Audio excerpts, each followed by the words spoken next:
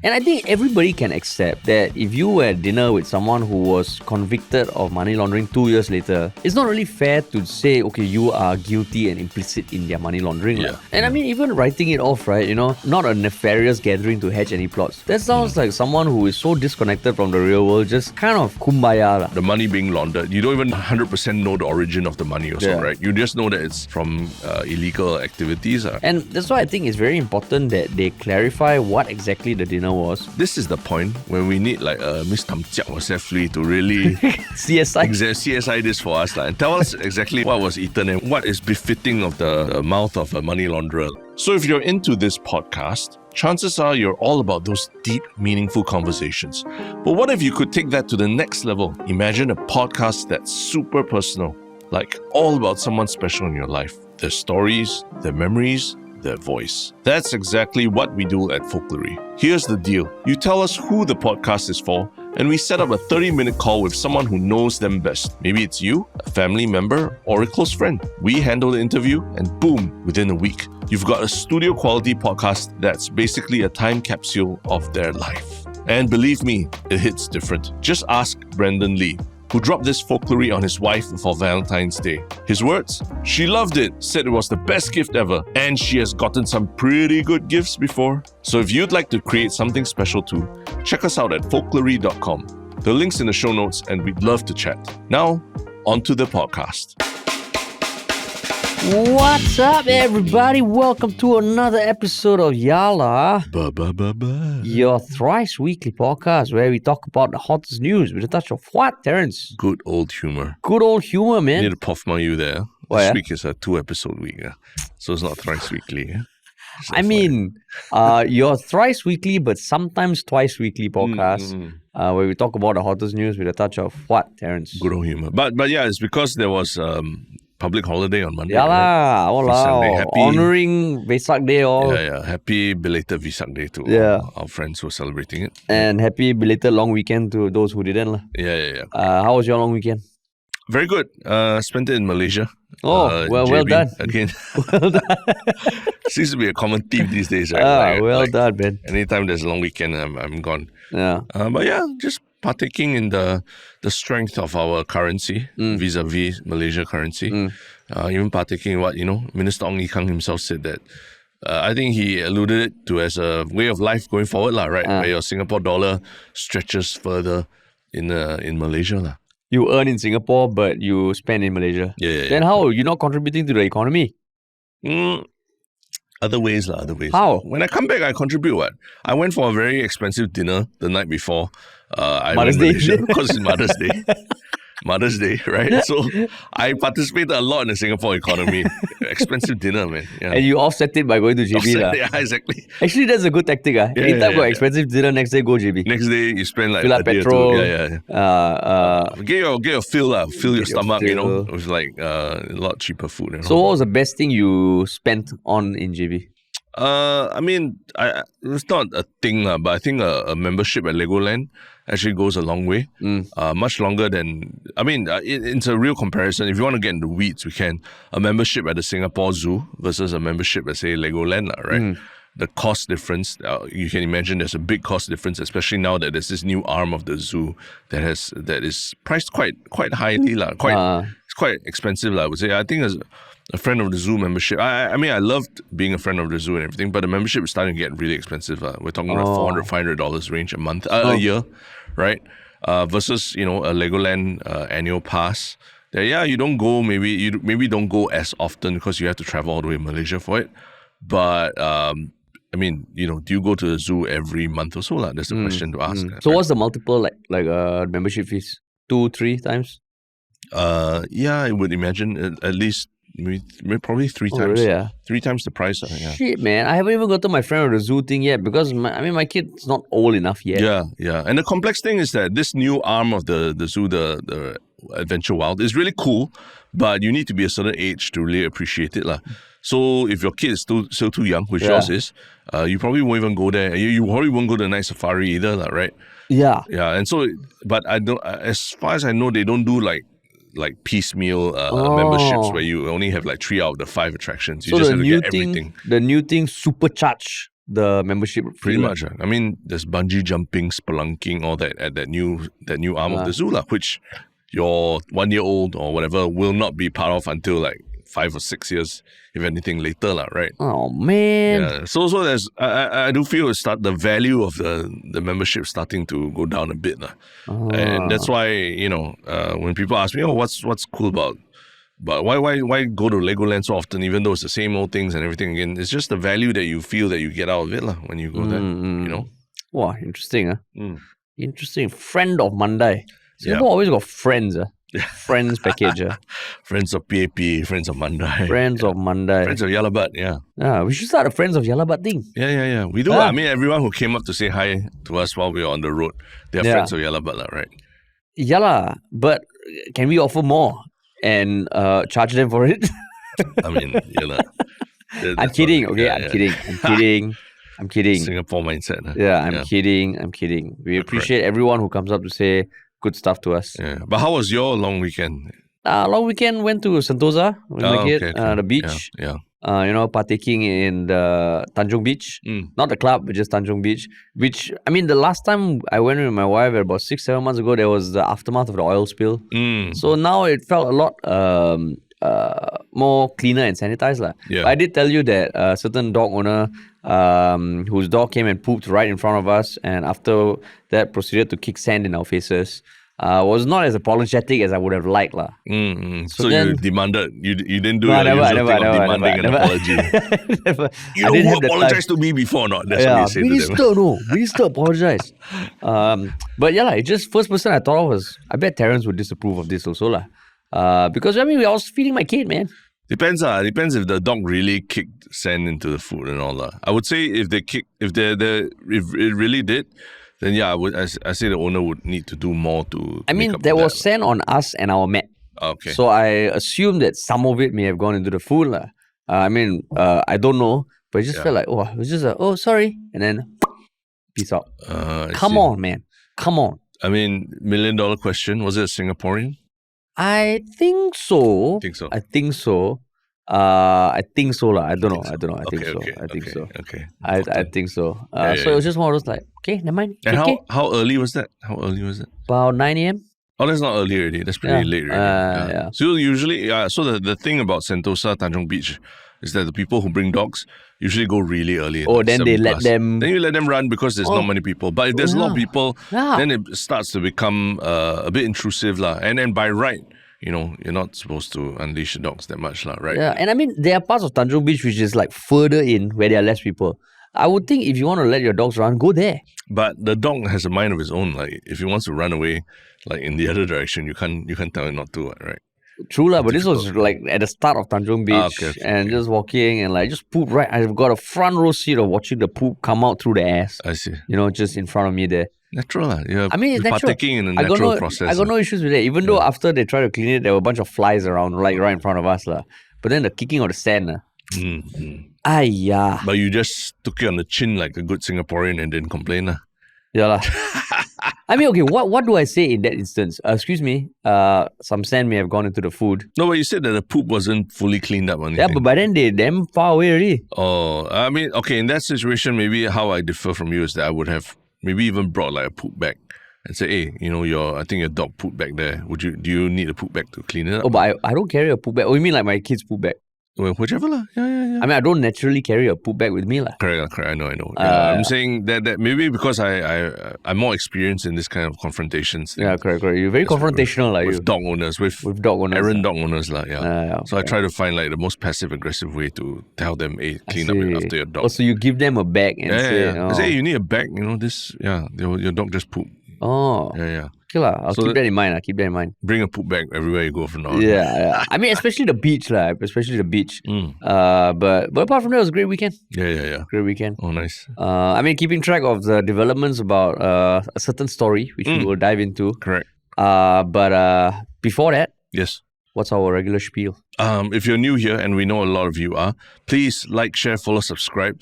And those of you who already tuned out when we were talking about our weekends and all that, that's the style. That's what Yalla Bud is about. And that's what people for the last 5 years have been hearing. Yeah. And we're not going to stop. Yeah, we're not going to stop. And I mean, for you, the episode starts now. So I mean, but just partake in it. And if you want to work with us, please reach out at contact@ministryoffunny.com or drop us a message at our website ministryoffunny.com. Yeah. I mean, we receive a bunch of internship applications, which is great. Fantastic. Please, we are reviewing all of them. If you are still interested, just send something over and send us something with your CV.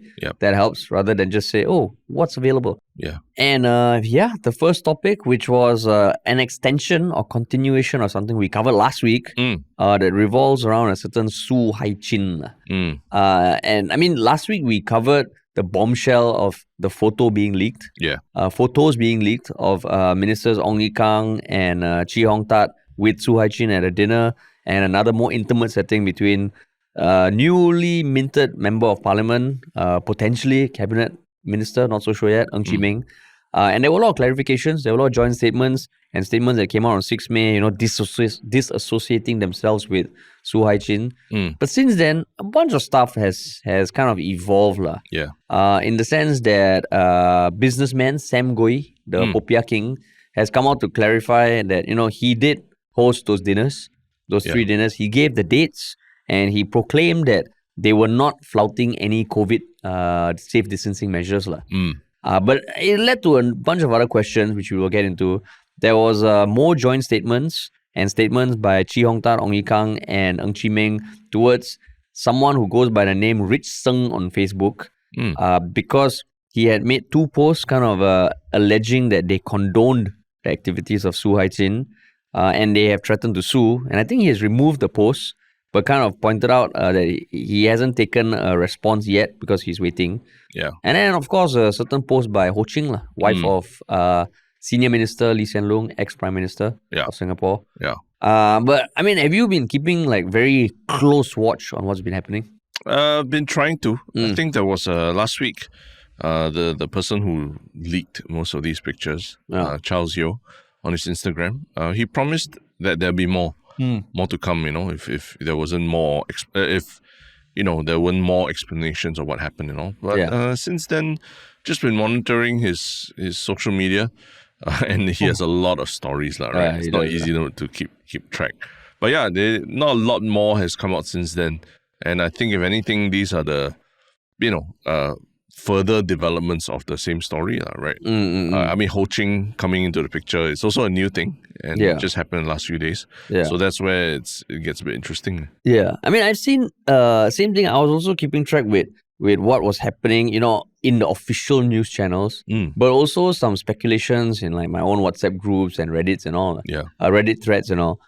So, I mean, the thing is that these 2 ministers, to begin with, they have issued almost like a warning saying that if the posts are not taken down by 16 May, they will have to sue him to clear their names against the false allegations and uphold a clean and honest reputation of the government, which was in their statement. The thing is, I can't find their 12th May statement anywhere online. Unlike the 6th May statement, which was on their Facebook pages. So, I mean, it feels like maybe it's the tail end of them dealing with this. 6th May, they wanted to put it up front, but now the joint statement was only sent to the media. Which is a bit disappointing because I wanted to know how they worded it. And Ng Chee Meng also kind of sent a statement to the media only. But it is also not public. And then there are some speculations about why Sam Goi has been hanging out with Su Haijin. Some people dug up some positions he holds in certain non-profit organizations. But I mean, do you feel like fatigue or not about this? I wouldn't say fatigue, right? But I feel like everyone's, there's a lot of different things that people are discussing about. And sort of all the arrows are missing each other, right?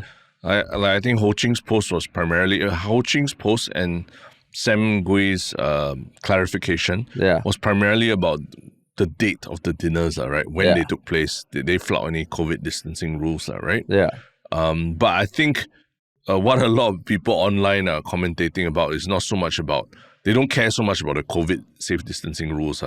In fact, I think there were, over the last few days, and thankfully they've been, people have CSI'd it out. Some people are speculating that actually these photos might have been taken in someone's GCB residence itself. Correct. And for a while there's a little buzz about that. Wow, private dinner in the house and all that. Are they closer than it seems? But people have CSI and found the exact rooms in which these photos were taken. I think certain restaurants like Tung Lok at Orchard Rendezvous Hotel, the private room, you look at the structure of the wall and the ceiling and all that, it's quite clear that it's taken there.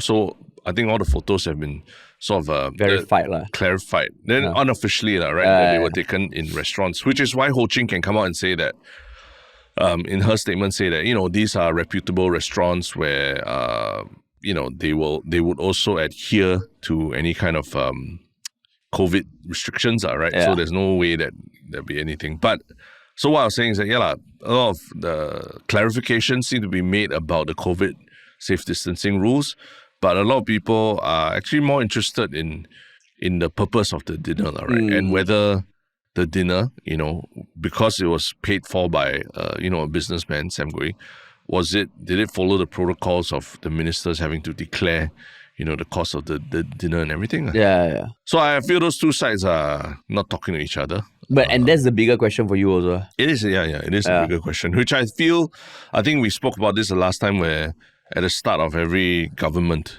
the PM typically puts out a rules of prudence kind of letter to all the MPs, to his PAP MPs, right? Yeah. Which we've yet to see here, but maybe it will be coming soon when Lawrence Wong announces his cabinet. Maybe Lawrence Wong was writing it halfway, and he was, fuck. This one now must add stuff for dinners and shit like that. But there were already stuff for dinners in the previous one. So that's the thing, right? Dinners are really explicitly mentioned as something you need to watch out for. Yeah. So I would like to know about the context of these dinners and whether they were attended in official capacity. I know they're not attended in official capacity. Yeah. I think the ministers have clarified, but the cost of the dinners also is another concern. Yeah. Because, that feels like the bigger question, right? Because, you look at the joint statements by the ministers and Ng Chee Meng, and then the follow-up statements, it's all about clarifying their own innocence. And I think everybody can accept that if you were at dinner with someone who was convicted of money laundering 2 years later, it's not really fair to say, okay, you are guilty and implicit in their money laundering. Yeah. Of course, there can be questions about why is someone like that mixing with such immediate circles with you. I think you mentioned this on the previous podcast, right? It's not easy to get a intimate audience with a minister. It's not like, say, Sam Goi is running a podcast, right? Yeah. He invited Ong Ye Kung and Chee Yong Tat to come on the podcast. It's a dinner, right? So that's why when you look at the approach that is being taken, that's where it feels odd. Like on the official capacity, the ministers are clarifying their innocence. Then Ho Ching's post, and I think it's worth reading out certain things about Ho Ching's post, because she's the wife of the ex-prime minister who wrote the rules of prudence in 2020. Right? So I won't read in verbatim, because I think it's worth highlighting, because if you wanted to go to Ho Ching's Facebook page and find the post, you probably have to trawl through like 300. Yeah. So, okay, these are not secret private dinners at home, but meals hosted at reputable restaurants, which would surely have made sure that the diners comply with the applicable COVID restrictions, right? Which is what you pointed out. Then she repeated the dates, dinner with Chee Hong Tat on 19th November to 2020, with Ng Chee Meng 1st May 2021, Ong Ye Kung on 10th May 2022. So then she went on to paint some scenarios. 1st May is Labor Day and could be the reason for the dinner invitation during a quiet May Day during the COVID pandemic. Possibly, but certainly not a nefarious gathering to hatch any plots. 1st May dinner had a total of 8 people complying with COVID limit. If anyone at the dinner other than Su Haijin himself had known that Su had been involved in money laundering, they would surely not have invited him nor attended a dinner involving him, right? And even after someone has been convicted of a crime and paid for it, whether in the form of fines or jail term, we should not ostracize the person, right? We should always give someone who has fallen a second chance to rebuild their life and go on the right path. Otherwise, where is the compassion as a people? We may or may not want to host folks convicted of egregious, despicable crimes. Egregious and despicable crimes that harm others, like drug trafficking, murder, rape, child abuse. But we may want to reach out to give the individual or their family a second chance to change for the better and earn a basic living. So let's not act holier than thou over a dinner meeting. So I think it's worth kind of reading that, because I just did a comparison between what was written in the rules of prudence that directly contradicts some of the stuff Ho Ching said. So for example, if you look at the rules of prudence, which is available online, Lee Hsien Loong literally says that I cannot stress strongly enough that every MP must uphold the rigorous standards that we have set for ourselves and do nothing to compromise them. Be scrupulously proper in your context. At all times, be seen to be beyond the influence of gifts or favors. And I mean, he mentioned, gift hampers on festive occasions, dinners, and entertainment and personal favors, big and small, are just some of the countless social lubricants. So it just feels like, what the hell is going on? And I think that is where the bigger question is, like, if the wife of the ex-PM can say these kind of things, feels very disconnected from what people are thinking. Which again leaves a lot of black holes for people to fill up themselves. Yeah. About what the hell went on during the dinners. Yeah. I mean, I think she's not wrong in stating certain facts, right? That these dinners happened in public spaces, and more likely than not, these restaurants would need to adhere with the COVID restrictions, right? Yeah. And again, if the ministers and all knew that Su was involved in money laundering, they probably would not have wanted to meet up to be in the same group with them, right? But yeah, I just found the second half of her post a little strange, where she starts to extrapolate about even after someone has been convicted of a crime, paid for it, we should not ostracize the person, right? So it's extrapolating a little bit that beyond the conviction that of this person, that we should still accept that they'll be mingling with people in positions of power, right? Yeah. So that's why I'm a bit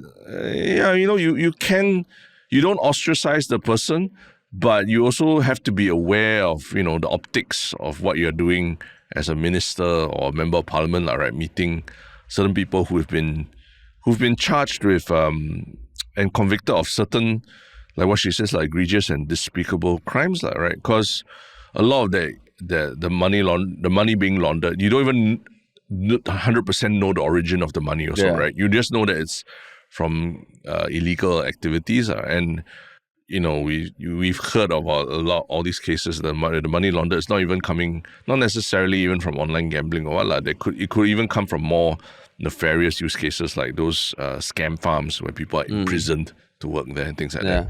So those things it's not like those things are a vestige of the past. They're still there. They're still there. There's still a lot of crime being committed, and there's still money that needs to be laundered from there, right? Yeah. So to so quickly look past it and almost downplay how egregious and despicable the crimes are. Yeah. Feels a bit out of place.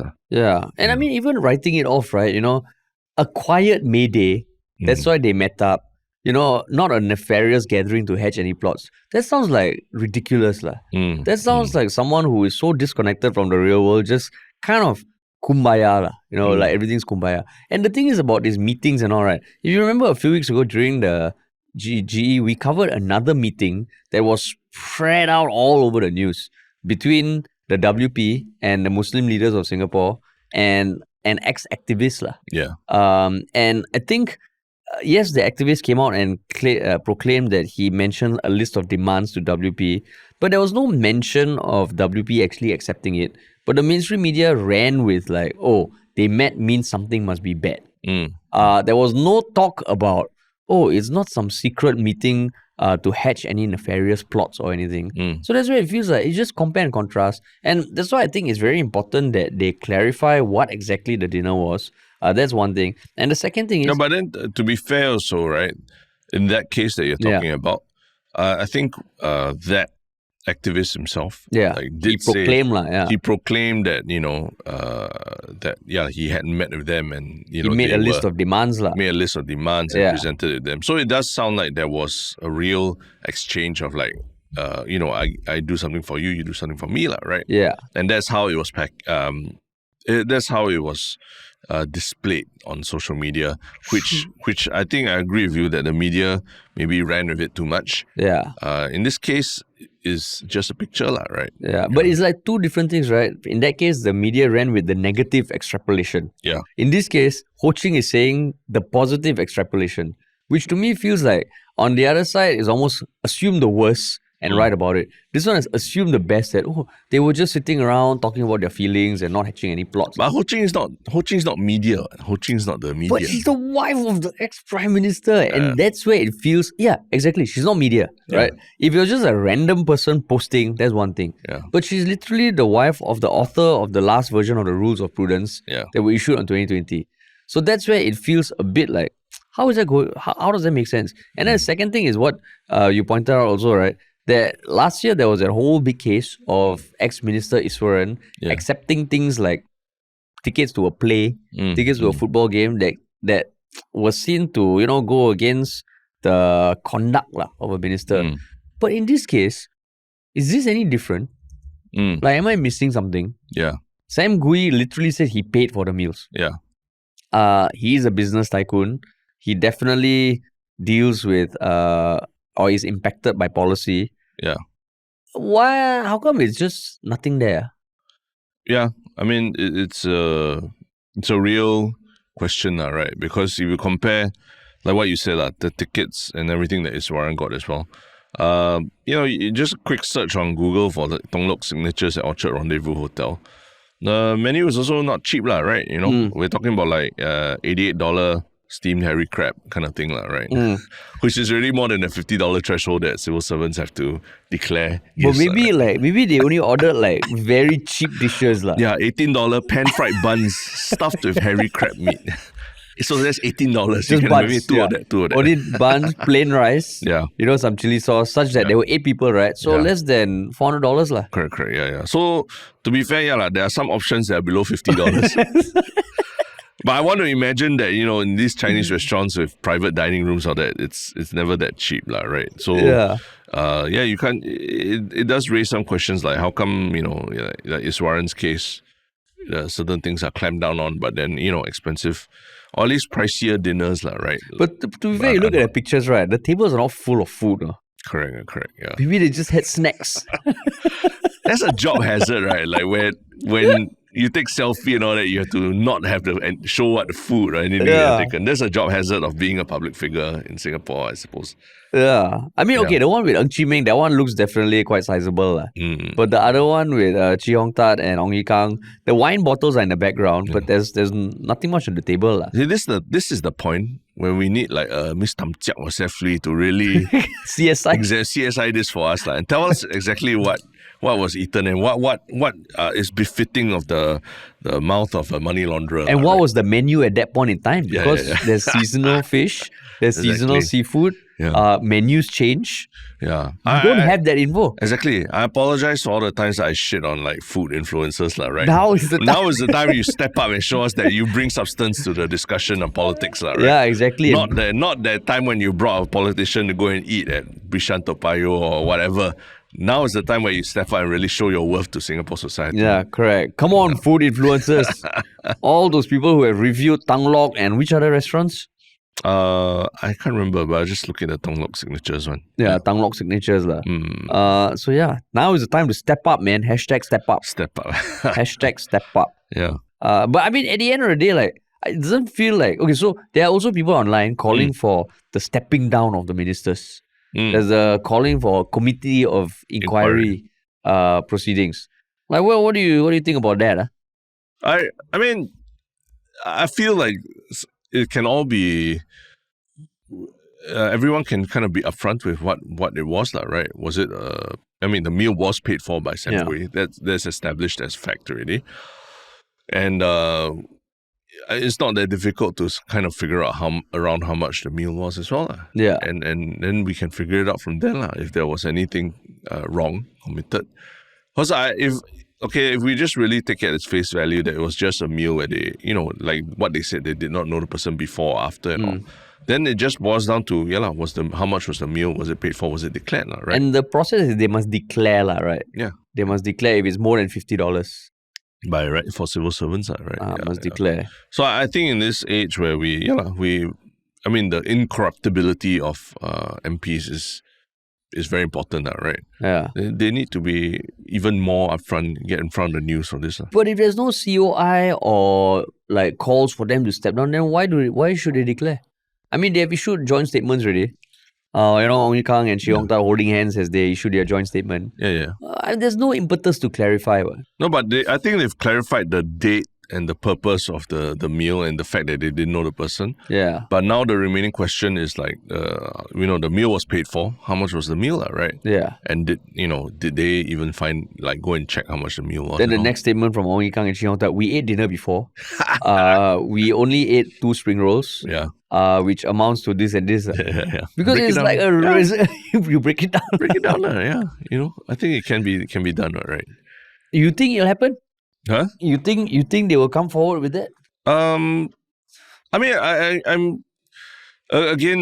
This is all speculation and all, right? But the truth is, when the Iswaran case first broke, remember how the sentiment was like people like see la, this is what happens. But at the same time, Lawrence Wong, I think he was literally saying like, this is what it means to. This is what incorruptibility means. This is what transparency means, right? In that if you see any problem within your cabinet, even if it's a very high-ranking, well-loved minister or anything, you have to nip it in the bud. He said that on our podcast. Yeah. Nip it in the bud. In the bud, yeah. So I think, I can only hope, right, that spirit of like accountability and transparency carries on into his government that he's going to form as well, right? Yeah. So I want to say I do think that there needs to be more accountability especially because this was a convicted money launderer as well. It's better to be more transparent than just try and assume that the explanation's enough. But I mean, whether he's a convicted money launderer or something is separate, right? Because even if he wasn't there, this still feels like, doesn't need to be declared. Or are you saying it's only because the money launderer was there?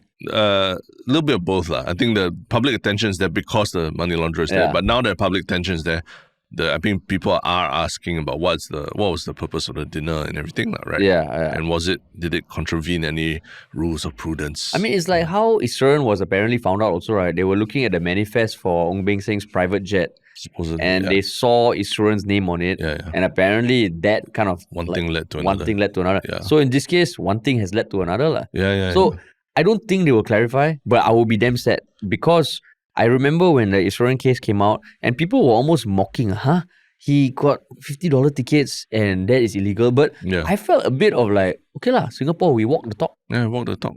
It might seem trivial to other people, other countries, but fuck it, man. We are Singapore and this is the standards we hold our politicians to. Yeah.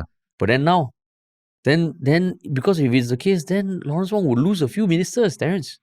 Yeah. I mean, that's how? the thing. But that's the thing, right? You would. What's the loss of a few ministers versus the loss of a reputation of incorruptibility? How much do you value that reputation? And I think in the Iswaran case, we've shown that the value of incorruptibility, the reputation of incorruptibility, is worth a lot more than the experience that one minister brings, right? So I want to give the benefit of the doubt to the new government and everything that they will do the right thing, right? Yeah. So I can only sit here and cross my fingers and hope. And of course, people will come out and call me naive and everything, right? But I try to see the positives that can come out of this, But this one, I will hold your hand in naivete, because I also hope that something comes out of this. I'm looking forward to Lawrence Wong's rules of prudence. Because is it a mandatory thing or it's just a tradition? No, it's a tradition. Because I would encourage everybody read PM Lee's rules of prudence. You can argue whether or not his administration stuck to it, but you read it, you're like, hey, actually, interesting. You should not accept gifts which might place you under obligations which conflict with your public duties. You must declare. If you wish to keep the gifts, you must pay the government for them at the valuation price. Maybe Ong Ye Kung and Chee paid back. We don't know. We don't know. We don't know. And that'd be good to know also, right? Well, check how much he pay now. Maybe I respect even more. I respect even more. How much Sam? Then they're outside the restaurant, pay nowing them. Because we've heard anecdotes of this happening, right? When not even in the public sector nowadays, like in the corporate world as well, like accepting even someone paying for your coffee is a big no-no, and you have to pay. That's why now let's go to the coffee counter together and each buy our own drink, right?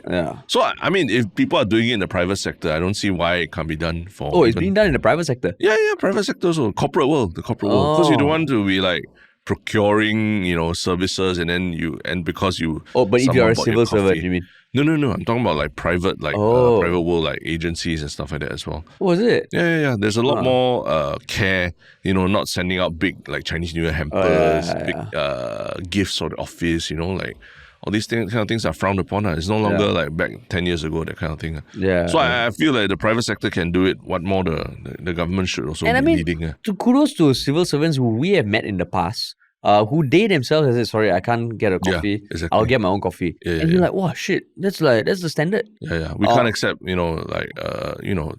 even if we come for a meal or something, we have to pay for our meal. So I mean, I hope this doesn't end here. Whether or not they should step down immediately or whether it needs a COI, I don't think so. Because I agree with you that this can all be solved if there's just a bit more transparency. Unless then it makes people fill up the answers themselves. Unless there is something that is being hidden. And that's also not good. But what if the response comes back is like, it was so long ago, can't remember. Yeah. That kind of thing. But then, sorry, you found to be guilty of an offense 10 years ago. Yeah. You still get tried. There's no length of time after which your offense doesn't become an offense. But can you remember what you ate at a restaurant on Mother's Day, like in 2021? Am I a minister or not? Huh? Am I a minister? Am I part of a cabinet that consistently preaches the highest of standards that they are whiter than white? The businessman is the one who paid for it, but he doesn't remember anything about how much it was, Got statements, unless you tell me he don't believe in smartphones and all, and he pay by cash. Possibly, it mean rich people. And the restaurants by right, you're supposed to keep your accounting for 7 years, right? Your documents. Yeah. So if they wanted to, it feels like there's enough there, and again, what have you done 10 years ago, Terence? I'm sure you also don't remember. Even 3 years ago. Yeah. I also don't remember. Yeah. 3 years ago. But again, if you want to accept such a position of power, status, responsibility, you have to, with great power. Correct. Yeah. That's true. But yeah. Probably, hopefully not the last time you're talking about this. Hopefully there's some developments. Yeah. But yes. But yeah, in light of the new government that's coming in as well, there was also a story recently where democracy was happening at a much more, or at least lack of democracy, right? Was happening in a much more smaller scale in one particular part of Tiong Bahru, right? Yeah. And it's quite interesting to discuss because, we're fresh off an election and these people now are complaining about not having the right to vote, right? And what are they complaining about? The residents of Block 9A and 9B Boon Tiong Road are complaining that the painting of certain parts of their blocks in what they say the most saturated and awful purple went ahead without them being able to vote for a color of their choice. And they posted something at the lift landing, I believe, titled, "Urgent, dear residents of 9A and 9B, our block of flats is about to be painted in the most saturated and awful purple. We have called the town council. They mentioned there was no voting process on this decision and it was decided by a third-party contractor." Bracket, what? Please urgently WhatsApp our MP Foo Ceixiang to sound out on this or call our town council.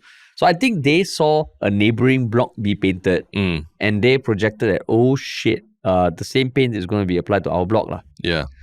Then someone posted under the notice, "I like the color." Then someone responded, "Are you colorblind?" Are you colorblind? And then Foo Ceixiang responded also on Facebook and also with a written message that was pasted below. "Several of you have written to me on the painting of your blocks. I'm looking into this urgently to understand the context and also plan the steps ahead, including to engage you. I'll appreciate if you can give me a little time before I get back. In the meantime, I've asked to pause the works." So Terence, why do you want to talk about this? It's pretty interesting, right? That a lot of different things to discuss, right? Firstly, Foo Ceixiang is new. He's a new MP. I think he's taken over Indrani Raja here in Tiong Bahru. So I think some people are saying, oh, wow, it's pretty cool that he's so responsive on this. And literally under the sign, he's posted a sign saying that he's asked them to pause the works while he looks into this matter, right? Yeah. So people are giving him props for that. Second thing is, people are arguing about the quality, the color of the HDB being painted. And the fact that they're so angry that they're almost like collectively calling for action of all the residents. I mean, it's a ground up movement, right? And it's a municipal issue, but it represents a larger thing about how much control you have over your environment, right? Not just through voting, but through advocacy as well. Yeah. And it's pretty interesting because I think it was just only a week or two ago, or maybe 3 weeks ago, where Sandra Riley Tang, the singer Riley, of the last time the Sam Goi, now she's a big singer herself. She actually posted something where she was very unhappy with the color of her HDB block as well. Is it? And she made a video and an Instagram post that has gotten quite a lot of likes on April 24th, where she says it's not about if we don't speak up about the small things, how can we ever expect change for the big ones? And then this was pre-election, right? So I don't know if it was linked to the election, but I think I did hear from people that, she was very unhappy about the color of the place where she lived, the color that was painted, and how little say she had in it, right? And I believe it's in Bukit Merah. So she posted that, and then even the comments, she's like, Singaporeans, share what estate you live in, what color it is now or before, and whether you like it or not. What are some things that make you feel like home and whether it's around anymore? And if there's anything unique to your estate that we need more of around Singapore. And then a lot of other influencers like Hirzi, Narelle King, all comment, Benjamin King and all that. Wow. And then she ended off, if anything, Bukit Merah should be Merah, not Biru. Yeah. So Terence, Biru is blue, Merah is red. Okay. Yeah. So so it's not a small municipal thing that is limited to only Tiong Bahru. I think you see influencers and all speaking up and making videos about this. But could it have been a joke? Because for Sandra Riley. Yeah. Why you say that? April 24th, nothing to do with April Fools or anything, right? But maybe it's just because it was prior to election. It was a very heated thing that people are discussing. Also, she being political without being political. Yeah. So she wants SDP instead of WP. I don't know. But she just talks about how the choice of colors clashes with your own sense of well-being and aesthetics and design. Oh wait, so someone asked, is this satire? Lol. Then she said, context in my stories. Fuck, now we are investigating real time about this issue lah. Yeah. But she did post on her stories about this Tiong Bahru story lah. Yeah, she did. Yeah. And she said the number of people thinking that it's okay is worrying lah. She has a little poll and everything. Yeah. So actually she has post like a whole story highlight reel of call her side quest. Yeah. And she dives deep into the colors. So I think it's a real thing. Yeah, it's a real thing. It's a real thing. She really feels strongly, and I don't think it is satire. It's not satire. Okay. Sorry. So shout out to Riley. We will not trivialize your concerns in the HDB block. No, it's just the timing because it was right before the elections. I don't know. This is reading too much into it. No? Correct. But I mean, the context of this is also, it's something that we have covered before in 2024 when there was painting within Tampines Town Council that painted 13 HDB blocks to match a theme inspired by aeroplane chess. And that one, there was a vote. Yeah. So where it differs, right, is that according to Lim Biao Chuan, who recently stepped down as an MP, he used to be the coordinating chairman for PAP town councils. I had no idea. Yeah. To his knowledge, there is no rule stating that a poll must be carried out. And that each town council has its own process for deciding the color scheme when blocks are repainted. Yeah. But they do recommend that a poll be taken. Yeah. What do you think? You think they deserve a poll? I think so. I think I like seeing residents organizing themselves and speaking about things that concern them, right? Because a lot of times in Singapore, we just assume that the government will handle it, the authorities will take care of it, right? Yeah. But then, as you move up Maslow's hierarchy of needs, as your needs are taken care of, there are other things that will affect your well-being as a human being, right? Things like, the space you live in and how cramped it is, how crowded it is, and just how it makes you feel every day, the cleanliness of the place and all. So I think it's important that young people also learn that they're not helpless in making change especially in the immediate environment. Whether it's about having a a vote to just say, I want my place to be this color, right? There's a process that I think growing up in our generation, we never saw much of, right? Whether we saw how we watched our parents vote or how we watched our parents do certain things and all. There wasn't a lot of like questioning of, hey, is the status quo really the best thing?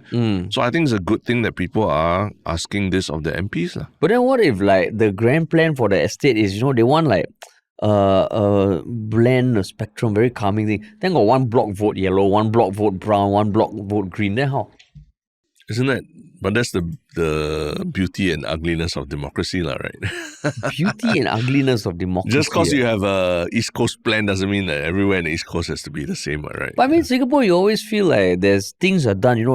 We're always lauded for how we plan the estates. And everything is so seamless and it just works. Like even visually, you look at it, you're like, oh, okay, I can see it. Those blocks are all this color.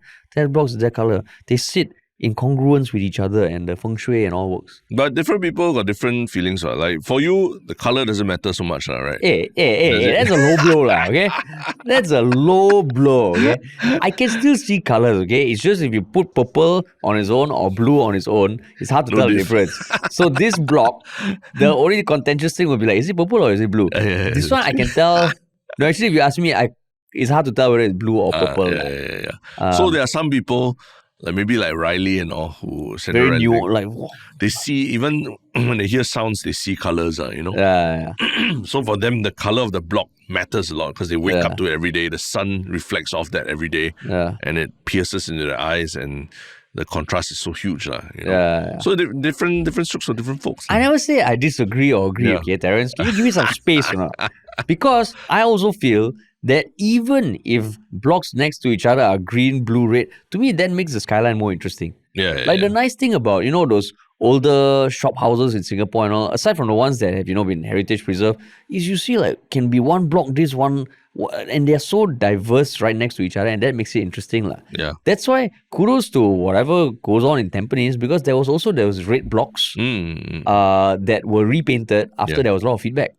And there was, I think, another block, I don't know where it was too shiny that the light was reflecting into someone's house. That was repainted. So in this case, I mean, I assume, okay, if this Foo Ceixiang wants to, start off the ground, with a bang, I think doing a vote and potentially repainting would be political points. But that said, I actually kind of like the purple color, but that's just me, right? That's just me. So if I woke up one day and then like my block suddenly was like purple like that, you'd be like, okay, But what about the right to vote? Don't you feel like that was taken?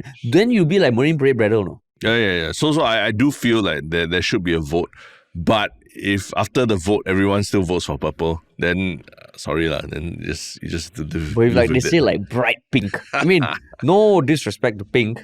I don't know what you feel about pink, but let's say it's like bright neon pink. I like it. I like that. Okay, what's the color that you don't like? Brown.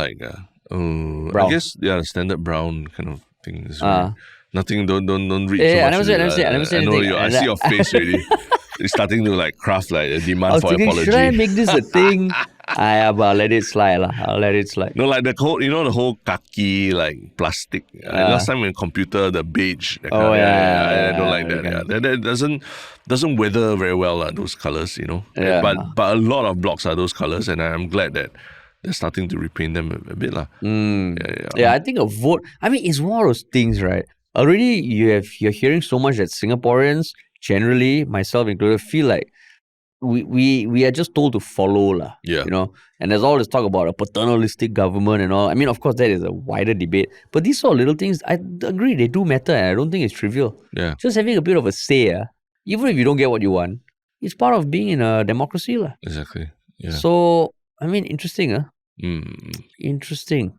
But I guess, do you think also people are concerned that their property prices also will be affected by the color of the block as well? I mean, maybe got people like you see purple, they're like, hey, this one damn shock. Then they like it more, right? No, but there could also be people who don't like certain colors because of feng shui or whatever reasons, right? And I don't know about the color purple in feng shui, but maybe it has significance as well. We need to consult a feng shui influencer for this. That is true. That is true. But man. That's I mean, I guess after GE 2025, people itching to vote again. That's why. That's why. Cannot vote, Itching cannot to like vote. all signing petition against Ng Chee Meng and all this kind of thing. Now want to vote about your colour of your blog. People want to be involved. People want to be involved, and that's a great thing, lah. A great thing. Yeah. But yes. Anything else to add about that? No. That's it. Yeah. Cool, man. Yeah. All right. What about your one Shiok comment, man? One Shiok comment was something quite interesting. Someone posted on our Yalabat subreddit about a video that was about will generative AI take over your podcast career. I think that's in direct reference to us, right? Whether it will take over us. And they actually post a link to a video by The Verge, which covers, I think, Google's latest product, which is it's able to turn anything into a podcast. The notebook LLM, is it? Yeah, that's right. So it's pretty interesting. The video, I watched the video, it's a 20-minute video. I watched it already. And yeah, it talks about how one interesting thing is like, for example, if you, rather than think about like podcasts for every, the standard things that you like, let's say, let's do a, just cough up a podcast about politics and all that.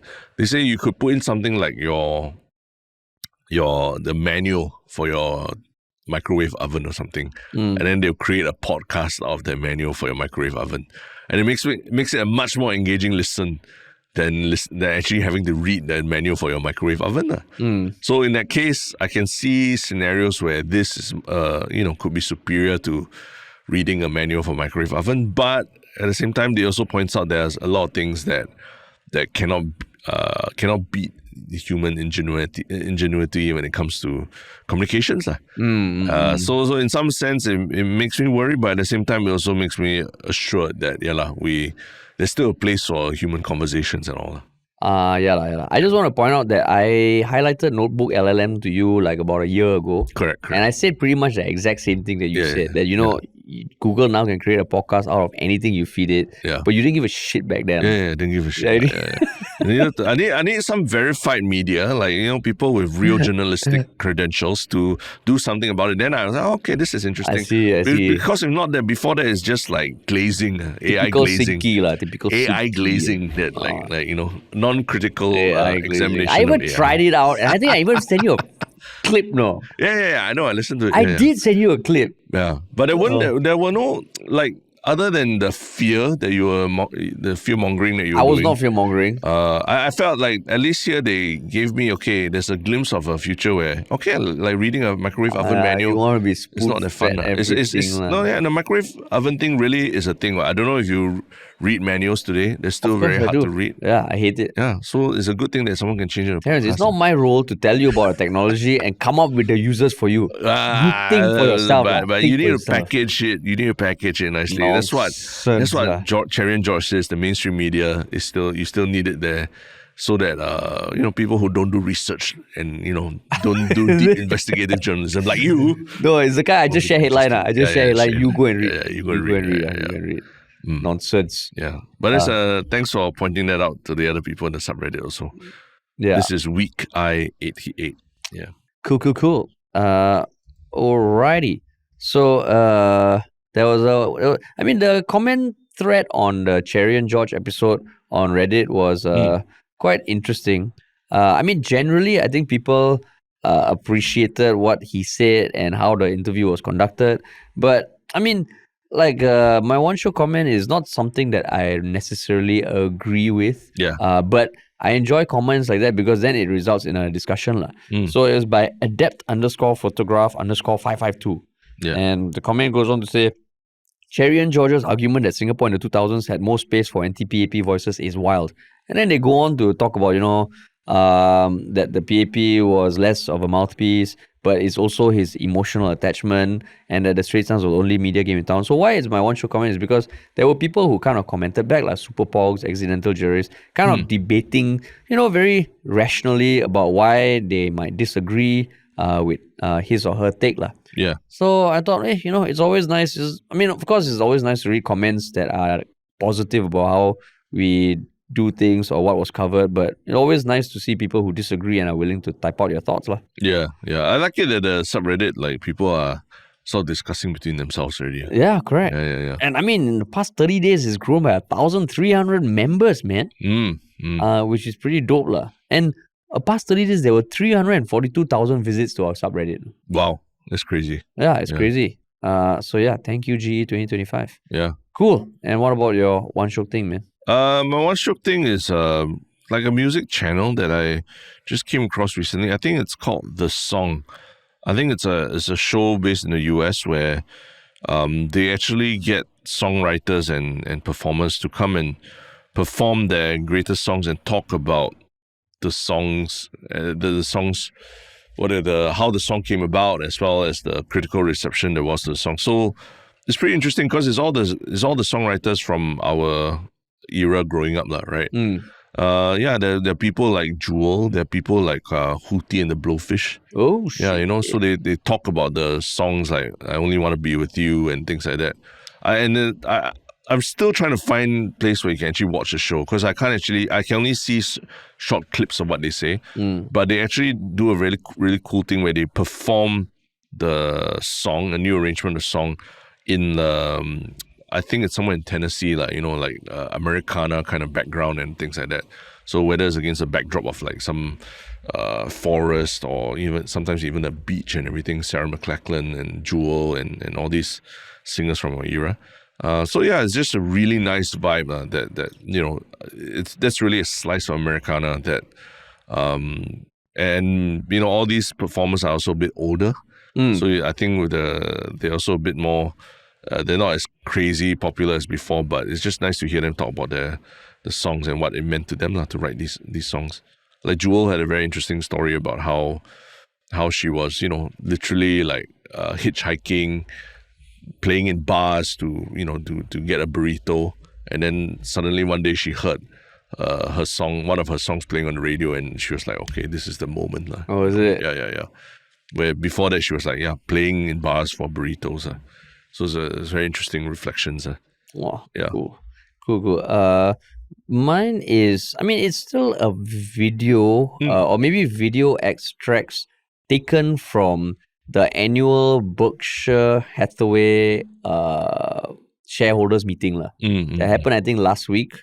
So Warren Buffett, who's Warren Buffett. Fuck, I was thinking Phoebe Buffet from Friends. We're too close to lunch already. Oh my God, Warren Buffett. Warren Buffett. I mean, he's the chairman and CEO of Berkshire Hathaway. But why it was so interesting is because he was conducting the event as a 99-year-old person who has been CEO of Berkshire Hathaway, I believe, for 60 years. Yeah. And finally announced his retirement. Yeah. So Berkshire Hathaway also is, I mean, I think he's known as the like godfather of investing, the Oracle of Omaha. Yeah. And I think statistics-wise, Berkshire Hathaway and himself are like one of the most successful investors over the past 60 years. He's one of the richest men in the world. But what I thought was interesting to watch is because, I mean, he's 99. He was still speaking. You can tell he's 99 from the way he speaks. Yeah. But also, it seems like this shareholders meeting every year, it is done in Nebraska, which is where he's based. Yeah. It's almost like an event where the who's who comes, man. Like all the big CEOs go there. Yeah. And Berkshire Hathaway was originally a textile company, but after he took over, it became like an investment powerhouse. And they own a bunch of different businesses. It's just, you look at it, you know, we hear about SG60 as a country. Yeah. Here is Warren Buffett as for 60 years investing and bringing up the company, and just seems like a genuinely nice person. I think he's one of those whose legend is almost like, I haven't heard any bad things about him. In fact, I think he still drives a very modest car. He still eats a ton of McDonald's, drinks a ton of Coke. Yeah. And he's 99. Yeah. Some people say that the place that he always eats at, that eatery or something, has really bad food. Oh, is it? Because I think like back in university, like because we studied in the US, right, in business school, there was a club or something like that who would organize like meetups with like this Warren Buffett once a year. Bring a bunch of Wharton students there to eat and then listen to him just talk. Yeah, and apparently the food's bad. Oh, is it? Yeah. Wow. But I mean, should bring you to Tonglok Signatures and try it one day. Tonglok. Wow. But I mean, just watching him speak at the conference where he has 2 cans of Coke literally in front of him. Yeah. Interesting. Cool, man. But cool. Awesome. That's the first one in a shorter week, right? Yeah, correct. But still, hopefully there will still be a lot of news to talk about. Yeah, man. Yeah. And remember to follow us on social media, so Instagram and TikTok, both of which have crossed 10K. YouTube is now almost 23K. Reddit is almost 6K. So yeah, please follow us there. We're trying to post more content there. And if you want to work with us, email us at contact@ministryoffunny.com. Sweet. All right. Thanks for listening, everybody. And we'll talk to y'all soon.